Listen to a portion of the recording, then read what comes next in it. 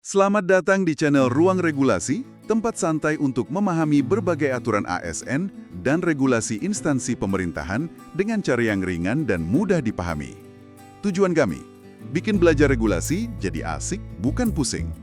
Hari ini, kita akan bahas sesuatu yang sedikit beda. Kita nggak akan bedah pasal per pasal secara kaku. Di depan saya ini ada dokumen catatan rapat dari Februari 2026. Dan ini menurut saya krusial banget. Bayangin aja, di satu meja itu ada Mendikdasmen, Kemenpan RB, BKN, bahkan Kemenq. Lengkap semua. Dan agendanya cuma satu, nasib guru honorer.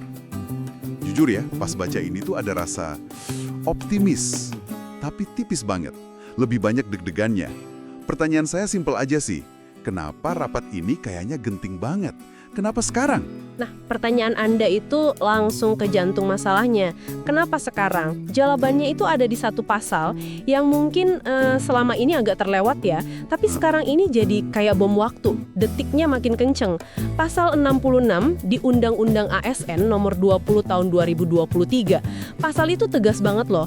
Penataan non-ASN yang termasuk guru honorer ini harus selesai paling lambat Desember 2024. Tunggu sebentar, Desember 2024. Iya, 2024. Rapat ini kan di Februari 2026. Betul? Itu artinya mereka sudah telat lebih dari setahun dari deadline yang mereka bikin sendiri dong. Tepat, itu dia. Makanya tekanan di ruang rapat itu pasti luar biasa.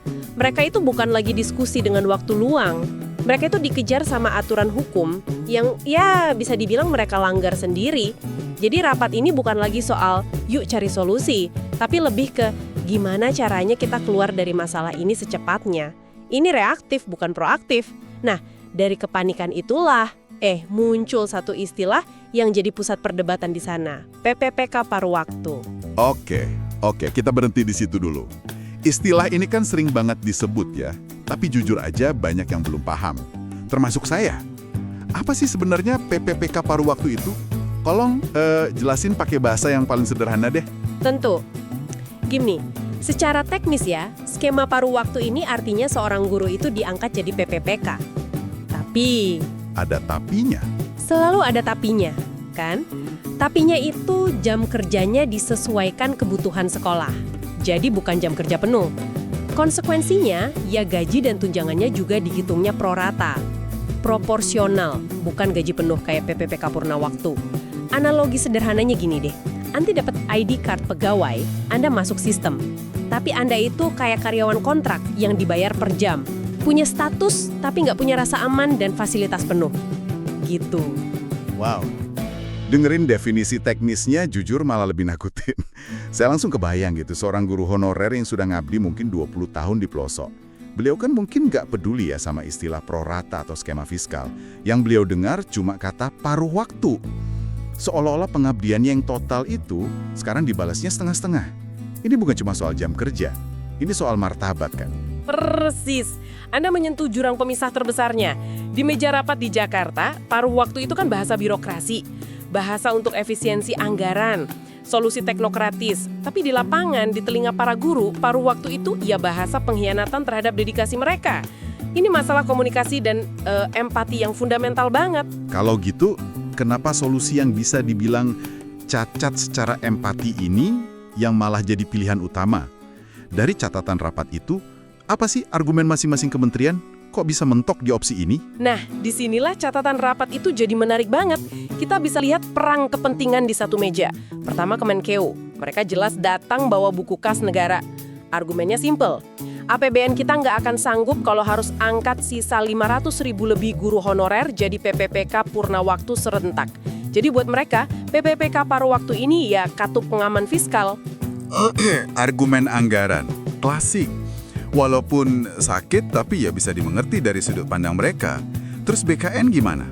Nah, kalau BKN masalahnya nggak kalah pelik. Data. Menurut catatan, itu BKN lapor kalau dari data yang ada, sekitar 20% itu masih bermasalah. Ada data ganda, ada yang sudah pensiun, ada yang kualifikasinya nggak sesuai.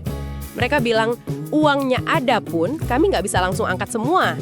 Proses verifikasi ini butuh waktu. Jadi, skema paruh waktu ini ngasih mereka ruang napas buat beresin data. Oke, jadi Kemenq bilang uangnya nggak cukup, BKN bilang datanya berantakan, lalu Kemenpan RB. Sebagai penengah, Kemenpan RB sebagai perumus kebijakan, dia lihat PPPK paruh waktu ini sebagai jalan tengah, kompromi. Logika mereka gini, oke, kita nggak bisa kasih status penuh sekarang karena anggaran dan data. Tapi kita juga nggak bisa biarin mereka tetap honorer karena amanat UU. Jadi ya udah, kita kasih status tengah jalan ini dulu, masukin sistem dulu, amankan statusnya, soal kesejahteraan penuh kita pikirin nanti bertahap. Saya jadi paham sekarang. Skema PPPK paruh waktu ini pada dasarnya adalah solusi yang dirancang untuk menyelesaikan masalah pemerintah kan? Bukan masalah para guru. Ini cara birokrasi buat nunda bayar utang kesejahteraan ke para guru, betul nggak? Itu kesimpulan yang sangat tajam dan sayangnya ya, sangat mungkin benar. Dan disinilah kita masuk ke masalah hukum yang lebih serius. UU ASN yang sama di pasal 21 itu menjamin kalau setiap ASN, mau itu PNS atau PPPK, berhak atas gaji, tunjangan, dan hak-hak lain yang setara. Hak-hak itu contohnya apa aja sih secara konkret? Banyak, misalnya hak ikut pelatihan yang dibiayai negara, hak jenjang karir yang jelas, jaminan pensiun, jaminan hari tua. Nah, pertanyaan besarnya yang nggak terjawab di rapat itu, apakah status paruh waktu ini juga berarti paruh hak? Apa buruh PPPK paruh waktu nggak dapat kesempatan pengembangan yang sama? Apa jaminan hari tuanya dihitung setengah juga? Pasal 21 itu nggak kenal istilah hak prorata. Ini bom waktu hukum yang lain. Ini gila. Jadi mereka coba selesaikan satu masalah, tapi malah potensi bikin masalah hukum baru yang lebih besar. Betul, dan karena itulah beban terbesar sebetulnya ada di pundak Mendikdasmen. Sebagai pemilik para guru kan, tugas beliau di rapat itu bukan cuma mastiin semua kementerian setuju di notulensi. Tugas terbesarnya itu menggeser paradigma rapat.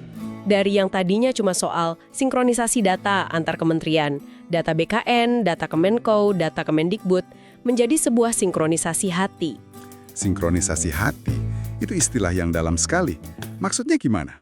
Maksudnya, ya hati para pembuat kebijakan di Jakarta itu harus disinkronkan dengan denyut nadi dan kenyataan pahit di lapangan. Mereka harus ngerasain apa artinya dibayar 3 bulan sekali. Mereka harus paham gimana rasanya ngajar di kelas yang atapnya bocor. Tanpa sinkronisasi hati itu, semua skema canggih, tabel data, dan proyeksi fiskal yang mereka buat di ruang rapat ber-AC itu, ya nggak akan punya jiwa. Itu cuma akan jadi angka-angka dingin yang menyakiti jutaan orang. Bicara soal hati dan perasaan, ya ini jadi bikin saya merenung. Kenapa sih harus nunggu sampai 2026? Kenapa harus telat setahun dulu baru mereka semua kumpul seserius ini? Saya nggak berhenti pikir, selama bertahun-tahun wacana ini jalan, berapa banyak guru honorer yang sudah keburu pensiun tanpa pernah sekalipun ngerasain status layak? Berapa banyak yang mungkin sudah meninggal dunia? Bawa harapan mereka sampai ke liang lahat. Biaya penundaan ini kan bukan cuma anggaran, tapi biaya kemanusiaan. Pertanyaan Anda itu, ya itu menyuarakan frustrasi kolektif yang sudah numpuk puluhan tahun. Dan nggak ada jawaban yang memuaskan untuk itu. Setiap tahun penundaan itu ya ribuan kisah harapan yang pupus. Yang bisa kita lihat dari rapat ini cuma kesadaran yang sangat-sangat terlambat. Saya jadi punya satu harapan kecil pas baca catatan ini. Semoga kursi-kursi empuk di ruang rapat itu nggak bikin mereka lupa sama kerasnya kursi kayu di sekolah-sekolah tua, tempat guru-guru kita bertahan. Semoga kenyamanan mereka saat diskusi nggak bikin mereka abai sama ketidaknyamanan guru setiap hari selama puluhan tahun. Amin untuk itu. Dan kalau kita mau lihat sisi positifnya ya, sekecil apapun itu, rapat ini sebetulnya adalah titik akhir dari semua alasan. Logikanya kan gini, dengan adanya Kemenkeu, alasan anggaran dari pusat nggak ada, harusnya gugur. Dengan adanya Kemenpan RB dan BKN, alasan data nggak sinkron atau daerah nggak ngusul informasi, harusnya bisa diatasi. Jadi, semua alibi yang selama ini dilempar-lempar antar instansi, sekarang dipaksa selesai di satu meja itu. Nggak ada lagi yang bisa saling nyalahin. Seharusnya begitu, pintu untuk semua alasan klasik itu sudah tertutup rapat. Sekarang tinggal satu yang tersisa, kemauan politik. Apakah mereka punya kemauan untuk menuntaskan ini sekali dan untuk selamanya di tahun 2026? Perjalanan ini sudah terlalu panjang, melelahkan. Ini bukan lagi soal teknis, ini sudah soal keadilan. Dan keadilan untuk para pahlawan tanpa tanda jasa ini ya, nggak boleh lagi jadi agenda yang ditunda-tunda. Waktunya ya sekarang, atau tidak sama sekali. Terima kasih sudah menyimak perbincangan kami. Jangan lupa untuk subscribe ke channel Ruang Regulasi agar kita bisa terus belajar bersama.